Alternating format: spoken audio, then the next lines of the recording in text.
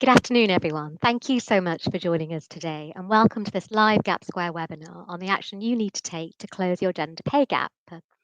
I'm Jaytho Chalvam, one of the Employment Law Content Managers here at Gap Square and Expert HR. And this afternoon, we're going to be taking you through the action that you can take to tackle your gap. We have a great lineup of speakers for you today. So we're going to first hear from Hamish Shah, who is the Policy and Innovation Manager at the Chartered Management Institute. He's going to take us around some of the data around this issue. What does the data tell us about how women are faring in the workplace? And how does our perception match up to the reality? Hamish will then go through some steps that do and critically don't work to close the gap. And he'll finish off with some real life case studies of organisations who are already on this journey and share some of their learnings and the progress they've made. We will then hear from Claire and Sophie from the Equality and Human Rights Commission. Claire Cunliffe, who is the Head of Interventions in the Compliance Team, and Sophie Cowell, who is a Senior Associate also in the Compliance Team. So Claire and Sophie will talk us through how to develop an action plan to close your gender pay gap. And critically, they will tell us the 4 critical planks of an effective action plan. And they'll share a series of tried and tested steps that leaders should consider implementing to close the gap. So bear in mind that while there are different gender pay reporting regimes operating in different countries, I think Australia was the latest country to make a commitment to introduce a reporting regime.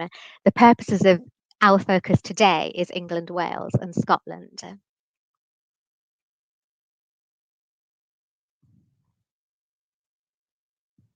So just a little bit of housekeeping from me now. So once Claire and Sophie and Hamish have shared their insights, they'll be available to answer your Q&A, and that will be the end of the session. Some of you have already submitted some brilliant questions. If you haven't and you'd still like to do so, you can do that using the panel on your screen, and we'll do our best to get through as many as we can.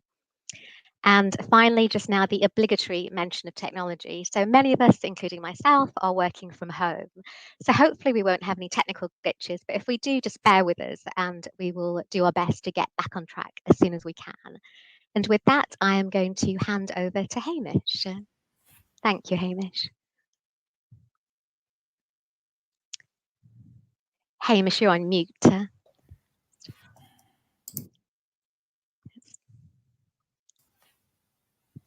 Should be okay now.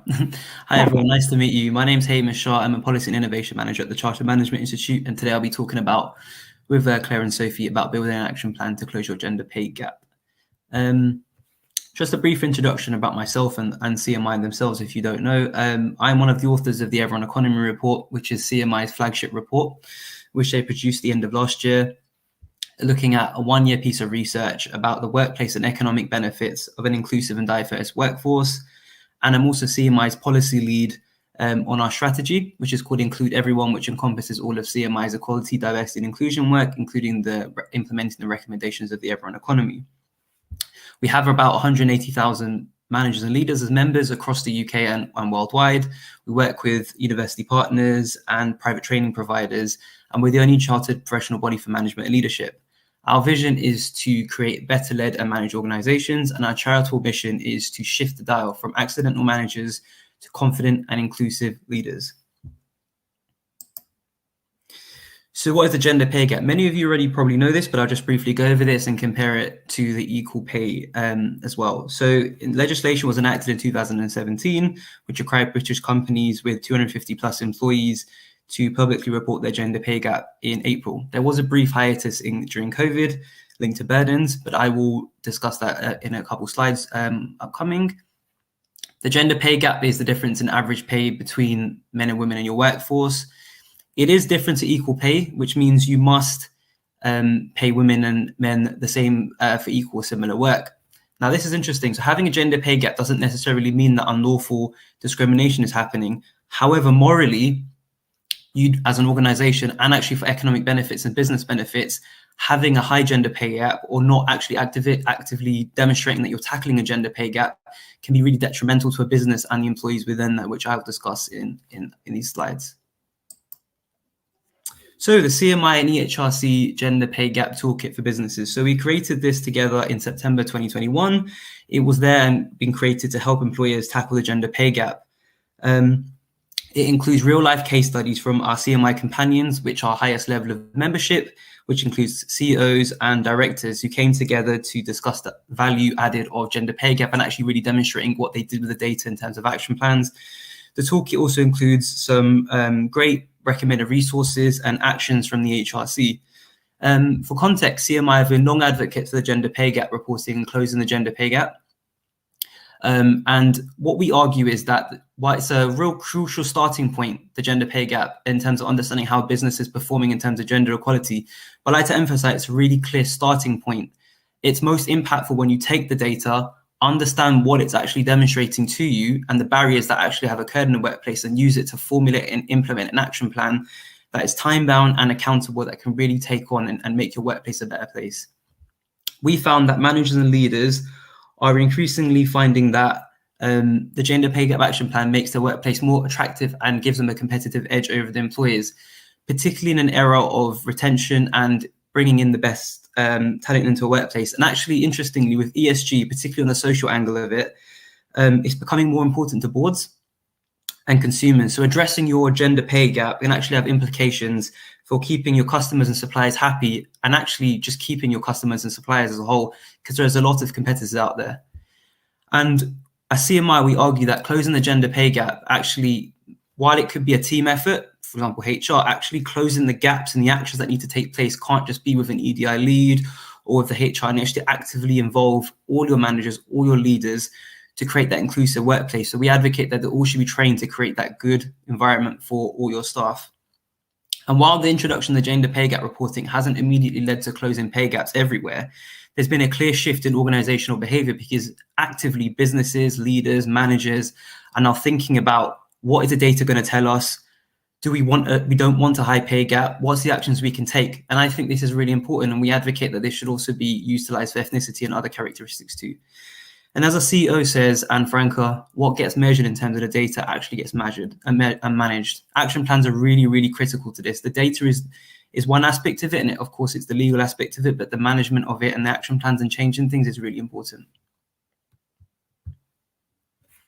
So what does the data show us? So as I mentioned, there was a bit of hiatus, a bit of a pause in 2020 when enforcement was removed, with the number of businesses complying with the gender pay gap deadline dropping by 56%. We have argued continually here and throughout the previous slides that there's negative consequences. We're not, complying with these things and not actually taking on and collecting your data and not producing action plans. So this is something that cannot go forward. There's no actual requirement in the UK to create an action plan and produce an action plan, unlike in Germany, Finland, Sweden, and Spain. And as I said, action plans are incredibly important. And CMI argues that we're actually quite compliant light.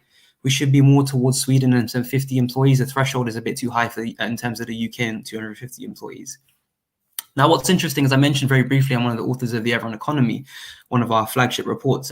Looking into that and the research in that, we found a lot of established organizations from consultancy onwards that put economic analysis out there to demonstrate that actually an organization which is more gender diverse, particularly in the senior roles, board roles, can actually lead to sustained profitable growth over a period of time. So data collection is incredibly important because it can demonstrate to you possibly that actually you're lacking in this area. You need more female representation in more senior positions to shape the organization, to be role models. And now you can tell there's a number of case studies here to demonstrate just that argument.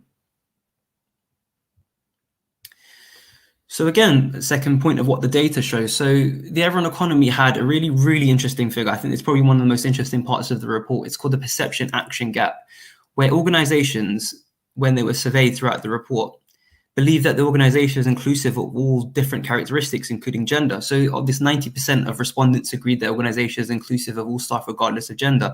That high figure in the 90s was actually replicated throughout all the different characteristics. But when you actually delve into the action that's occurred and look at the policies, the procedures, what's actually going on, the figure actually drops quite significantly. So we found that only 44% of respondents reported that was actually an action plan to address the imbalance, which demonstrates to you there's clearly one thing where it's perception and one thing where it's action. There's a clash between the two, and that's actually quite worrying. We know there's underrepresentation as an issue. For example, we know relative to the population from CMI's research, we need 560,000 more female managers to equal the representation of male managers. But pay is also an issue, very much linking to this. So if we are able to fill that gap and get a closer sort of more females into the workforce, especially in senior positions, but we haven't managed to tackle the pay issue, have we really made success? It's one to think about. And towards the end of last year, CMI and EHRC produced a joint poll together where we took this survey and we took it out to our managers. And we found some really interesting figures, actually. 3 in 10 indicate that the organization actually had an underrepresentation of women at senior management position or at board director level. So as we mentioned, diversity and actually having more females on that senior management position can actually alleviate many of the gaps in a workforce. But of course, you need the data to demonstrate that from the gender pay gap and other methods. Nearly a fifth said that the organization does not analyze or report data on the gender pay gap, which is quite worrying. And more worrying is that 31% said they did not know if it does. And finally, a fifth said that the organization has a gender pay gap in place, 21%. And a 10th said that it doesn't know if a plan is in place to address the gender pay gap. Really worrying figures. And one to note also, there were disparities between SMEs and large organizations. So I know there's a legal requirement in terms of the 250 employee threshold, but we found a lot of SMEs didn't actually do the gender pay gap or didn't look at it in significant detail. And actually a figure from the toolkit which really stood out for me is that 60% of women would be more likely to apply for a job with an employer with a lower gender pay gap. As you'll see in a couple of slides, actually, there's a real high incentive for employers to, number one, tackle their gender pay gap, high or low. Because for one, you want to retain the talent that you have there, and talent that's already in your workforce will be undermined or will be demoralized by an organization not tackling the gender pay gap. Secondly, why would talented individuals who are women who want to enter the workforce join an organization that isn't tackling the issue? There are many competitors out there in this industry right now, and they may not choose to go to you if you don't tackle this issue. This I find extremely interesting. So it's our member experience. So as I mentioned during the Everyone Economy, we surveyed our members throughout the research, and we looked at doing a poll specifically on gender, and we found really good insights into the gender pay gap here.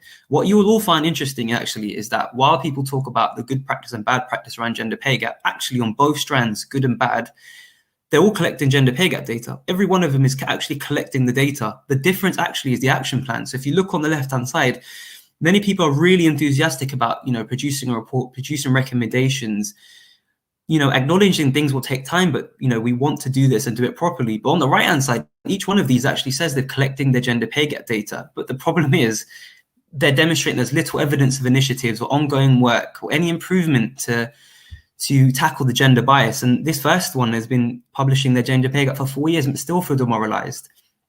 We've got middle managers who want to aspire to be in a senior position, undermined by the fact that they just don't see any action taking place, despite the fact they're collecting data. And the last one's really interesting. There is an action plan, but where is it? We don't know. There's not a transparent, inclusive culture led by leaders demonstrating, look, we've took this data, we've got it, here's the barriers, this is what it shows, and we need to put these policies in place. Actually, the bad practice is where people just don't know what's going on. And that could lead to people leaving an organization or not actually performing at their best, which is actually going to undermine a business ability to do well economically and morally. So I'd say to all businesses, please do tackle your gender pay gap, collect the data, and then produce a time-bound, accountable action plan to actually tackle the barriers in your workplace. You will benefit substantially from it. So the report looked at several case studies from small to large organizations. As I mentioned, large organizations actually on the whole have done really well in this space. So I've just given a couple of examples that might really demonstrate the power of collecting a gender pay gap data and then the action plan and then the initiatives and how it actually worked. So Lloyds Banking Group, as many of you know, focus on collecting and analyzing workforce data through multiple methods. Through surveys, feedback from employee resource groups, and monitoring different aspects of data, including the gender pay gap. They published the gender pay gap and they published the ethnicity pay gap through annual reports. But through this data analysis, they could actually find out that there was a gap in terms of female representation, particularly in senior roles. And instead of not doing anything with it and go, look, we've just done a gender pay gap, let's just tell everyone we've done it, we're good. No, they actually thought, let's do some action, let's really make a difference here. So they created a women in leadership program for middle management, because middle management is really important because it's the next layer of management. Middle managers actually need a lot of support. And as you can see, a lot of promotion occurred, a lot of senior management roles are filled by women and actually have aspirations to increase that figure by 2025. So there's real good success happening in terms of the action plan. Aviva, another company that interviewed with us, so they published their ethnicity pay gap and their gender pay gap and their plans for the disability pay gap. So you can see this really matters to them. And they aim to hold themselves with this data to account as part of the EDS strategy. All of their employees are actually encouraged to join one of their 6 Aviva groups, the community. So it's an employee resource group, and gender is one of them, but there is a notion of intersectionality. So obviously different aspects do interlink. Senior management actually is placed into these groups as well, giving employees a really role to shape workplace policies. They've obviously using the data that they've gathered from the gender pay gap and any pay gap data and surveys to demonstrate, look, these are these issues. Let's use these groups to talk about what's happening, create policies that can shape and change the behavior of the organization. And actually the impact of that has been really successful. So while there is acknowledgement they have to do more because the gender pay gap is high, it actually has reduced by 1.5% this year with aspirations to continue and improve. And they actually understand the importance of senior management positions being filled by diverse and underrepresented groups. So they're looking at 40% of its leaders should be female and 13% should be ethnically diverse. So it's really important that they're doing that. Green Park's really interesting. I think many of you may know an individual called Sir Trevor Phillips. He's one of our companions, which is the highest level of membership. And he produced and shared this case study with me because he's chair of Green Park, who are a consultancy that help organizations think differently about talent and to help those organizations realize the value of more equitable leadership, teams, and workplace cultures. So they were asked to audit diversity data, policies, and behaviors of their client. They used a number of methods to gather that data, including reviewing the pay gap evaluation that the company is doing, actually reviewing the draft action plan. So there was an action plan in place, but they're reviewing whether it's actually effective, reviewing current policies, and then on top of that, doing sort of interviews with different organizations, employees in the organization, so from different seniority levels and diversity levels to really capture the picture. They didn't leave it at that. They actually came back with a report with an action plan, were completely reviewed and understood again the data that's demonstrating and in front of them actually demonstrates that there's a gap in terms of female representation and female progression to senior management roles. So they had a whole bunch of recommendations. So closing the gender pay gap will actually be held accountable with different senior people in the organization. So not one person will be accountable for it, different people will.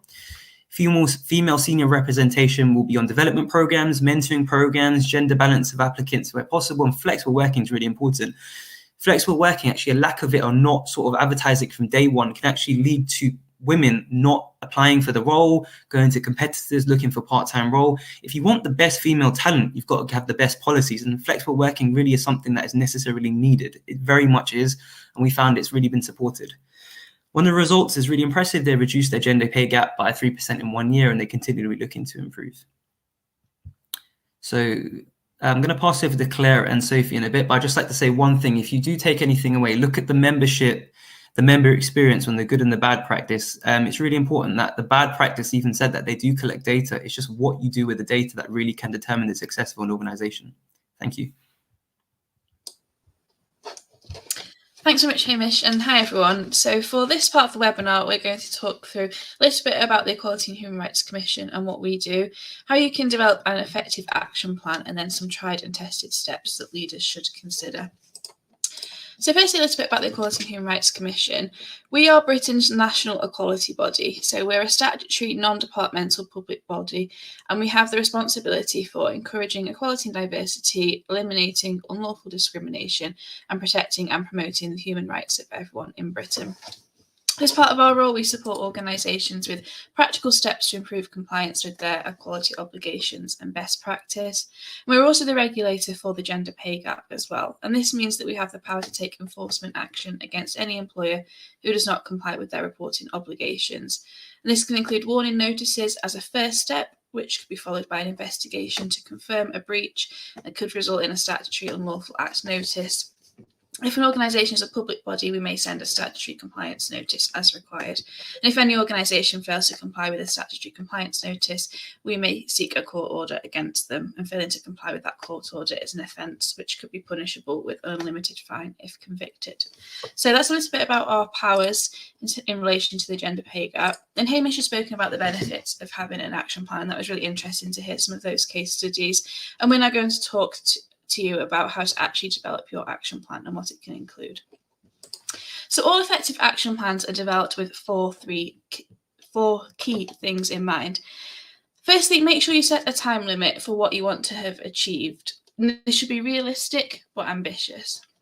And secondly, set yourself targets for what you want to achieve.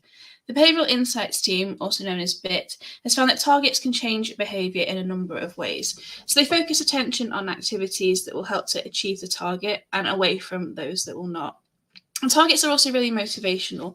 So by having a target, people feel encouraged to problem solve until they reach it. And evidence from BIT suggests that companies that set targets are more likely to improve gender diversity and at a faster pace than those that don't. The design of the target really matters though, and they have found that general goals such as will increase the number of women in leadership positions are not effective unless they're accompanied by specific targets. So these high-level goals are important for the bigger picture, but they need to be accompanied by more specific details if they're to spur action and create change. So set clear, specific targets for named individuals to deliver and specify what it is you're aiming to change and by how much. And BIT have also found that for targets to truly shift the dial, they should be informed by a data exercise which diagnoses the drivers of inequality in an organisation. So, for example, you're unlikely to see meaningful change if you set a target for recruitment when your representation of women is actually low due to issues with retention. So break down these bigger picture, higher level targets into a smaller number of clear sub-targets across a range of activities. So, for example, as well as specifying an overall target to achieve a 50-50 ratio of women to men in senior positions by 2025, add sub-targets across internal processes, such as achieving 45% representation of women by 2023. Targets with a deadline are more likely to be achieved too. So remind teams of targets at timely moments, so for example, just before large recruitment rounds, and this will make it more likely that the target is impactful. And for targets to shift the dial without being demotivating, make them as challenging as possible, but also make them realistic. BIT recommend basing targets on current performance to achieve over and above the usual levels that are currently delivered, which could mean that different teams or departments have different targets. And it's important to make targets public too. So public commitment makes it more likely that the target will be achieved and sends signals both internally and externally that the organisation is serious about achieving it. Lastly, on targets, monitor them. So track and review progress towards targets on a planned, regular basis. And when setting a target, make it clear that progress will be monitored and managers will be held responsible for achieving that progress. And this promotes accountability. Make feedback on achievement of targets across the organisation public and celebrate when targets are achieved as well. Thirdly, make sure that you use data to identify what actions might be most appropriate. And it'll be most helpful to have lots of different employee data to do this effectively. So you can collect data on things like recruitment processes, including the proportion of employees applying, being shortlisted for and appointed to posts, data on starting pay, promotion rates, retention rates, particularly from pregnant employees, the proportion of mothers that return after maternity leave and those that are still in employment for 2 years after returning, and the proportion of employees using flexible working patterns and the levels within the organisation at which take-up is occurring, and whether pay gaps exist for part-time workers. Finally, involve everyone. So involve all colleagues, regardless of gender, when discussing action plans. Seek feedback from employees for new ideas and make sure that you are transparent with how you communicate what you're doing. So those are some key features of effective action plans, and I'll now pass on to Claire, who will talk through some tried and tested steps for employers to consider. Thanks, Sophie, and hi everyone. It's a pleasure to be here. And as introduced at the beginning, my name is Claire. I work in the compliance team of the Commission, so our team focuses on supporting employers to comply with their legal obligations. And I'm just going to talk you through now some actions that we recommend at the EHRC to consider when incorporating and developing your action plans. So firstly, include actions which are focused on recruitment, development and promotion practices. Make sure that bias doesn't creep in to your essential stages of the employee life cycle and that your company culture doesn't encourage disadvantage or discrimination. So some ideas for action along those lines. You could anonymise CVs and application forms, making sure that identifying information is removed, which makes it more difficult for people to tell an applicant's gender, race, or ethnicity. And this can really prevent biases from influencing the decision-making process. Introduce transparent recruitment and promotion procedures. Adopt a structured approach to your interviewing. Unstructured interviews are more likely to allow unfair bias to creep in and influence decisions. So use structured interviews that ask exactly the same questions of all candidates in a predetermined order and format, and grade those responses using pre-specified standardized criteria. And this makes the responses comparable, and it reduces the impact of unconscious bias. Also provide a clear brief, including diversity targets if you're using any recruitment consultants or executive search firms. Reach the widest possible candidate pool through using a range of different advertising methods and positive action. Introduce networks to develop peer support across the organisation, or develop mentoring schemes and sponsorship opportunities that factor in intersectionality to build skills and encourage development. You could use skill-based assessment tasks in recruitment and make expectations around salary and negotiations clear. We recommend removing biased language from job adverts and make it possible to list experience in terms of years, not dates, in CVs. It's been found that women returning to work after a break to care for children are more likely to apply for that position if it's possible to list experience in terms of years rather than dates.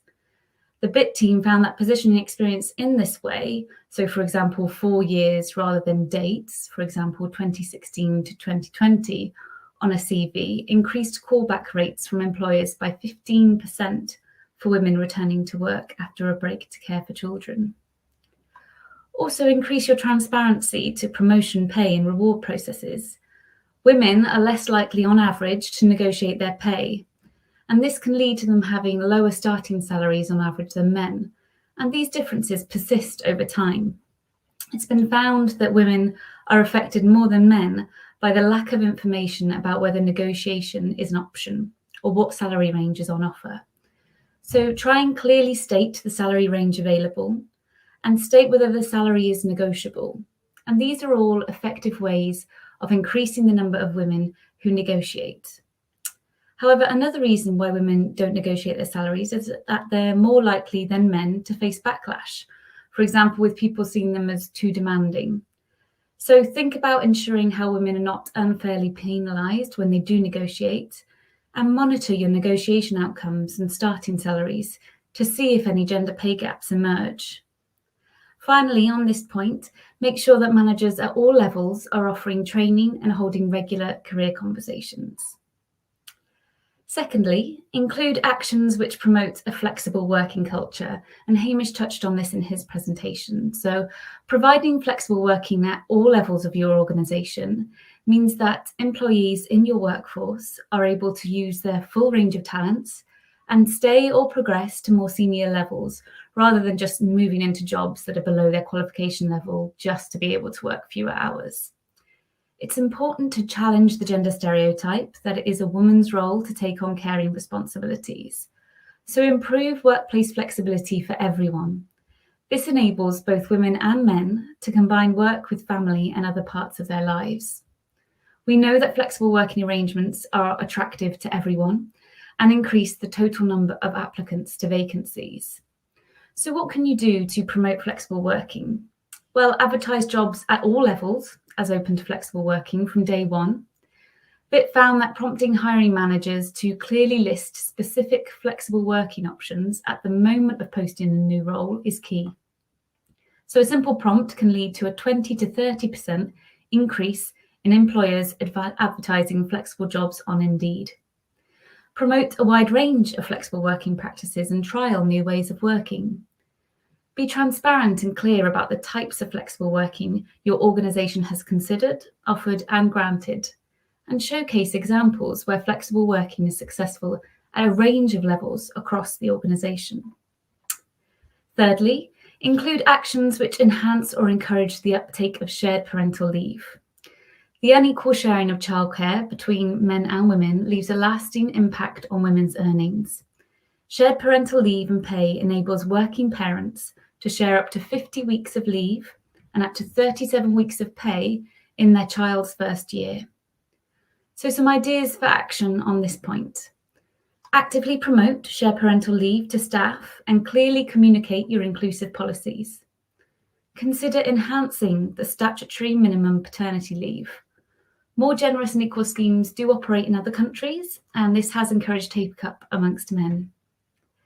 As I say, incorporate flexibility into job design to encourage new parents to consider sharing caring responsibilities beyond the first year of their child's life. And if you're interested in finding more about shared parental leave and pay, the EHRC does have guidance on this and a policy template for employers, which is available on our website. Excuse me. Fourthly, use positive action to improve representation of specific groups. Positive action is when an employer takes steps to improve equality for people with a shared protected characteristic. For example, by organising an open day for people from a particular ethnic background if they're underrepresented in the workforce. Some ideas for action on this. Place job adverts to target particular groups to increase the number of applicants from that group. You could include statements in job adverts to encourage applications from underrepresented groups, such as "We welcome female applicants." You can offer training or internships to help certain groups get opportunities or progress at work. You could offer shadowing or mentoring to groups with particular needs, host an open day specifically for underrepresented groups, or favour the job candidate from an underrepresented group where two candidates are as qualified as each other. And fifthly, include actions which focus on using apprenticeships and other educational schemes to improve the talent pipeline. Businesses have told us that they're increasingly being challenged on visits to schools, colleges, and universities on what they're doing to create inclusive, fair pay workplaces. Many apprenticeships have a long-standing tradition of being highly segregated by sex, with apprenticeships in higher paying sectors such as construction and engineering attracting men, and apprenticeships in lower paying sectors such as social care and childcare attracting women. So promote role models from the business in liaison with schools and colleges, and place advertisements for careers or works with skills agencies. Develop short programs that allow young people to sample different types of apprenticeships, offer flexible working, and use positive action in apprenticeships as well. And finally, think about appointing diversity leads and/or diversity task forces.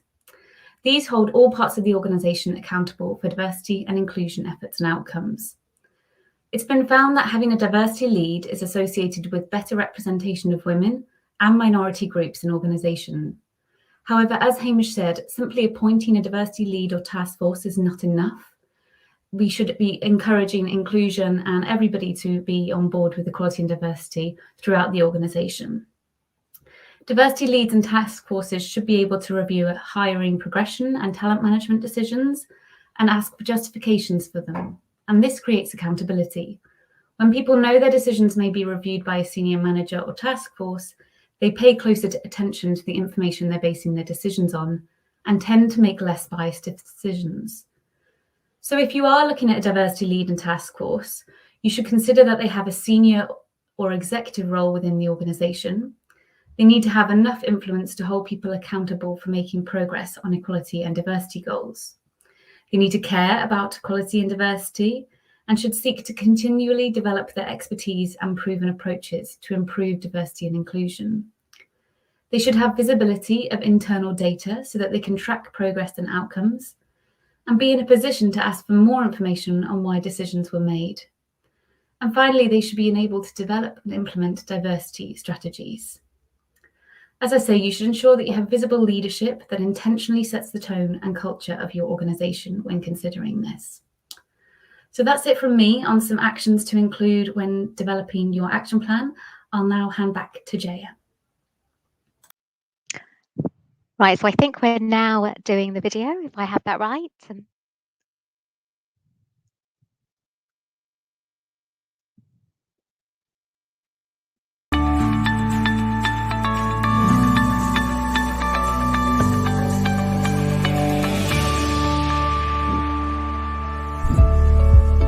Do you know that your deadline's coming? By the 30th of March for public and the 4th of April for the private sector, you should have your gender pay gap report publicly reported. If you fail to do so, you may incur sanctions and run a reputational risk to your employer. Gender pay gap, or GPG, is the difference between the earnings, mean and median, of men and women in an organisation. And Gap Squared Comply is here to help you take the pain out of pay analytics, so you can identify where your gender pay gaps are and generate the required report instantly with just the click of a button. In 3 simple steps, you can upload your data, map the data, and see your results, and download your report. In a few seconds, a page dedicated to your GPG report is ready. Curious about who are the outliers? You can go deeper to uncover the outliers who are skewing the results. You can do further investigations and add commentary for your report.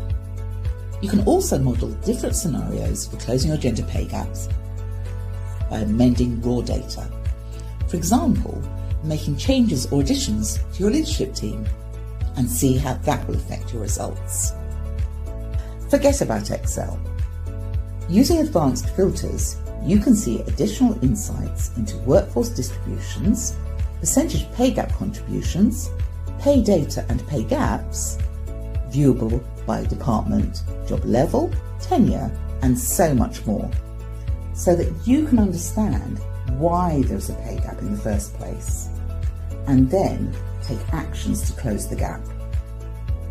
The more data you upload, the more you can analyse in granular detail where issues may be arising.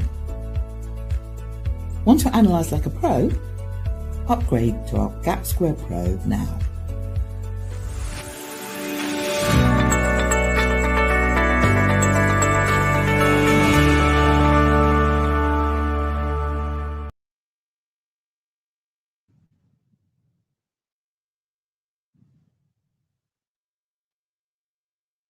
And we now have a poll. So it was a really useful video there about Gap Square and how we can help you. And we now have a poll. So I think second time lucky, my colleague Sylvia is going to start the poll. And that's just around whether you'd like Gap Square to contact you to explore a solution. So that's going to stay up for a couple of seconds. So do use your buttons to click at the bottom left of your screen.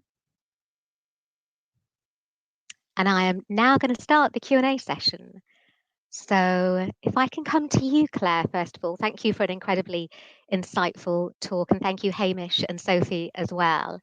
So our first question comes from Stephanie, and it is, in your experience, Claire, what steps are capable of delivering the most powerful change?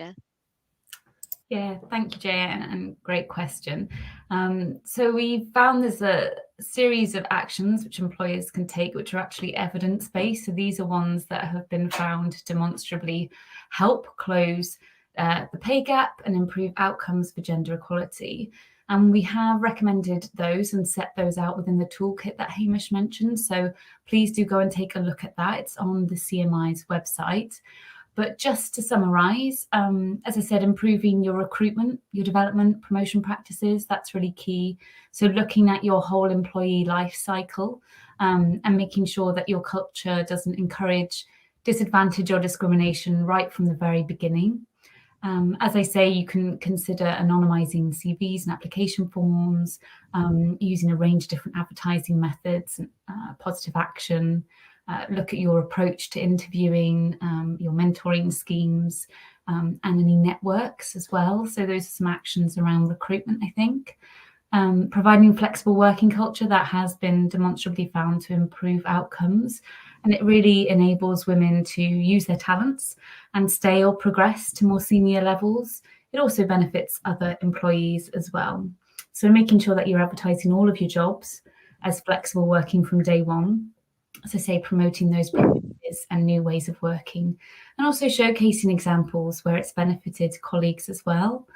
Other things of actions and examples you can do. So as I say, enhancing and encouraging your shared parental leave.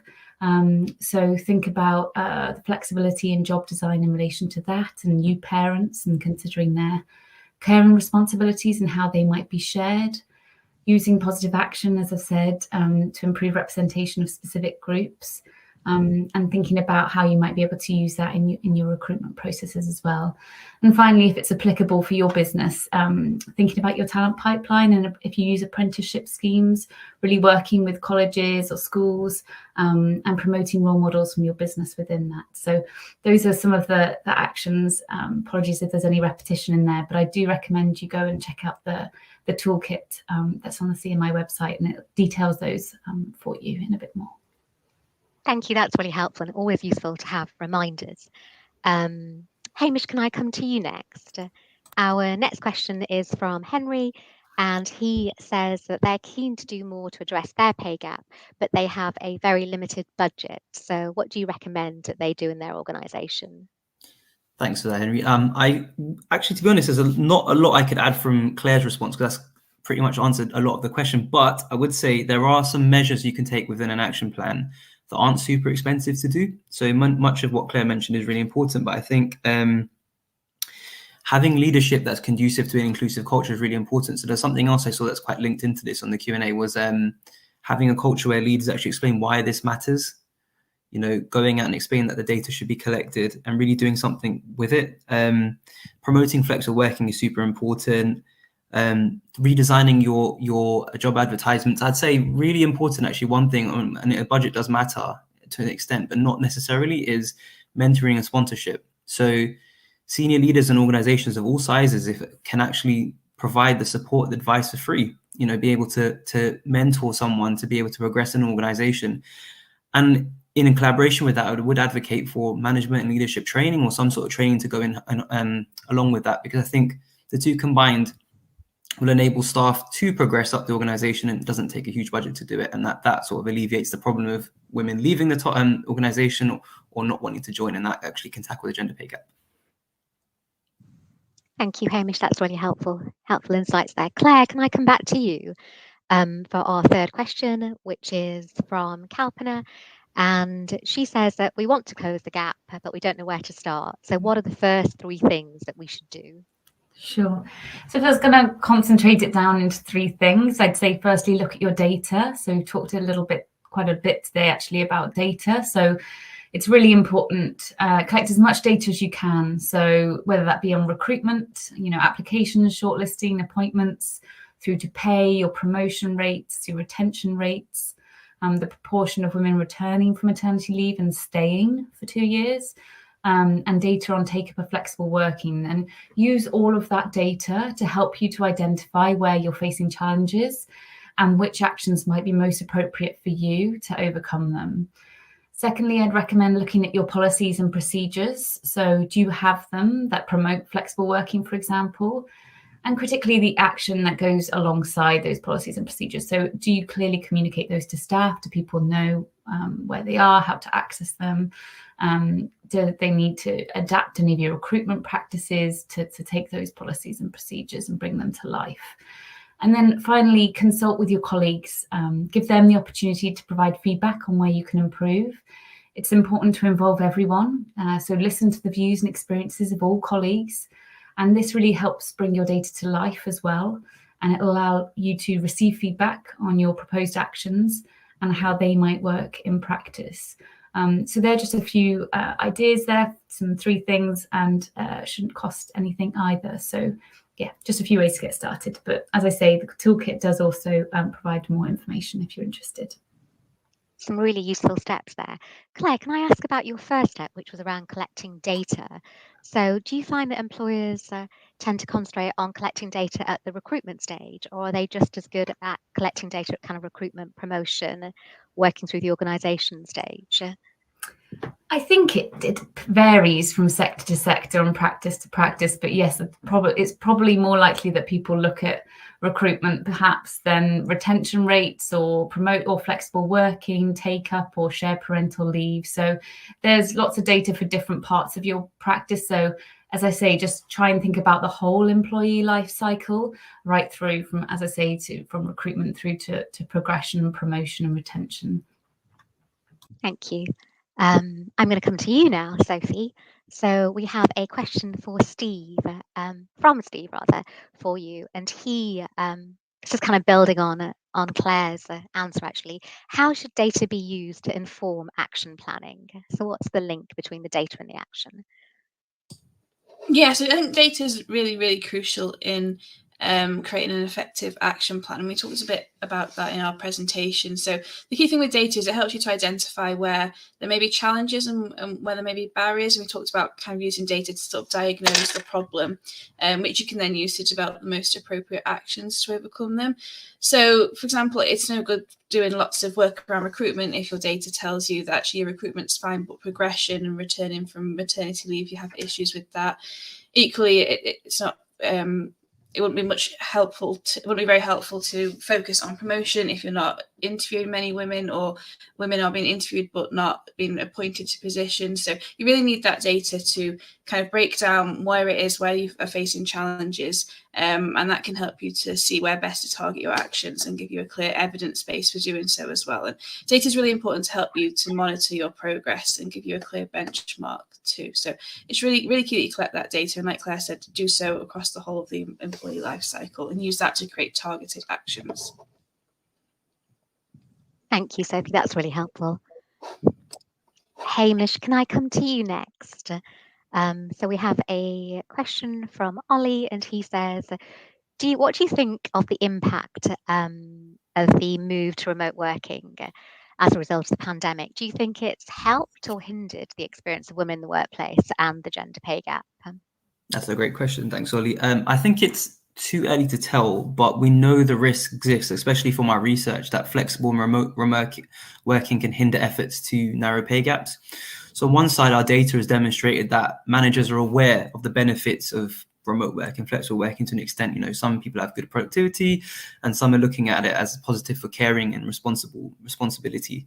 But also, working from home and flexible working has to have a slight balance, because to an extent, remote working can actually reduce visibility in the workplace, which may result in different rates of progression for some workers. So, and obviously women are part of the underrepresented group in that sort of sense. So we kind of recommend a series of recommendations for employers in this sense. And actually some of the case studies in the Everyone Economy report very much focus us on as well. You need continual communication and consultation with staff throughout all the positions, from leaders all the way top to middle managers, because you don't want staff feeling isolated at any point in this remote working environment or flexible working environment, because that obviously can demoralize people. You want to ensure that managers are adequately trained and prepared to manage in this remote hybrid environment and have that model in place, and then implement that as part of your action plan. But I would really recommend, and I would state, that communication and consultation from all managers and leaders are really important. So is that in terms of women being less visible as a result of remote working, less kind of out of the line of sight for projects? Is that something that you're hearing anecdotally? Yes, and maybe all groups as a whole, underrepresented groups, because if manager or leader or your team isn't necessarily talking to you, if you're an underrepresented group already, such as women in the workplace, are finding barriers in the workplace as it is, actually not having the communication or the discussion with those people that you need support from will make things worse. So it's a really across the board, but I'd say women is one example of those groups. Thank you. That's really interesting. I'm actually going to stay with you, Hamish, for the next question. So what, in your view, and I might ask this to the whole panel actually, is the single biggest barrier to the progression of women in the workplace? So I'll slightly differentiate, but it all links. So I think for me personally, or our data really demonstrates, is the underrepresentation of women or female managers and leaders. I think, as I demonstrated before, that the more women in senior positions and board member roles can be role models for one, can be change agents as well. And analysis also is demonstrating that, despite 48% of the workforce, only 48% of management roles and 38% of senior leadership roles are filled by women. So we need to do something more in that space. And it links to that action perception gap I mentioned. One of the biggest other barriers is that the reality of people all thinking that everyone's inclusive of all these different characteristics. When you delve into the action, is that necessarily true? No. So I think we need to have a bit of reality check, look into the data, really see what it's saying, and then look into the action plan and actually do something about it. Thank you. Claire or Sophie, did you want to come in on that? I think Hamish has covered most of it, but I suppose I just add that it won't ever be one single thing that you can do. Otherwise, I think we probably would have closed the gender pay gap a long time ago. It varies depending on your sector and your workforce and a huge variety of things, which is why we keep stressing the importance of looking at your data, because it will vary from organisation to organisation what steps you might need to take to close your specific gap. So I just say, look at it in the round. There won't be a magic bullet, one single thing. It's likely to be a variety of different actions, which is why we recommend, really developing an action plan as a whole for the gender pay gap. Thank you. Claire, can I stay with you actually for another kind of question focused on local government? So what steps can you suggest for an action plan to reduce the gap specifically in local government? Sure. So I think the steps for local government are probably similar to the ones that I've already outlined. So I hope I'm not repeating myself too much, and apologies to the audience if I am. But I would say look at your talent pipeline again, so you can look at promoting role models using positive action. Senior leadership support, I think, in local government is probably really critical. So making sure you're speaking to your directors, even involving your councillors as well within local government is probably useful. Appointing diversity leads who can create accountability, making sure you're raising awareness within your workforce and your staff at all levels within the organisation, so everybody's aware of your policies and practices and is on board and is taking proactive steps to make sure managers at every level are promoting flexible working. Showcase benefits and examples of flexible working across different parts of local government as well, so departments can learn from each other. And again, as I say, look at your recruitment practices and things like shared parental leave to try and actively promote and improve those. Thank you, very helpful. So final question, which is around securing executive buy-in. So it has the right impact at the right level. So who wants to take that one? Sophie, do you want to take that one?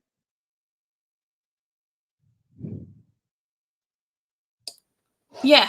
So I think having visible leaders is really key and really crucial to success in this. And I think having their commitment to effective action planning really helps to set the tone for the rest of the organisation. Claire talked a lot about the diversity task force and how they can help, but having someone in a senior or executive role who has a strong influence as a diversity lead or on a task force can really help to ensure accountability and to encourage action. And getting that buy-in is really important. It's important that those people then that are responsible for actions like reviewing, hiring, progression, have the time and the opportunity to do so. And I think that having someone in a senior position that supports them to do that really helps with that. So having senior leadership and visible senior leadership support is really important. But Hamish talked about this really well, that it's not just having senior leaders on board. Everyone has a role to play in this, and all colleagues, regardless of their gender and regardless of their role, should be involved in discussions around action planning and be given the opportunity to provide feedback and to work in this area too. Thank you, Sophie. That's really helpful. And another huge thank you to Hamish, Claire and Sophie for some really interesting and valuable insights today. So that's pretty much all we have time for. So thank you again for your questions. And those that we haven't been able to get to today may well be dealt with as FAQs on the Gap Square Learning Hub. So we do have a dedicated team of fair pay specialists to answer your questions. So get in touch at Gap Square at experthr.co.uk. So thank you everyone for listening, and we look forward to seeing you at future webinars very soon.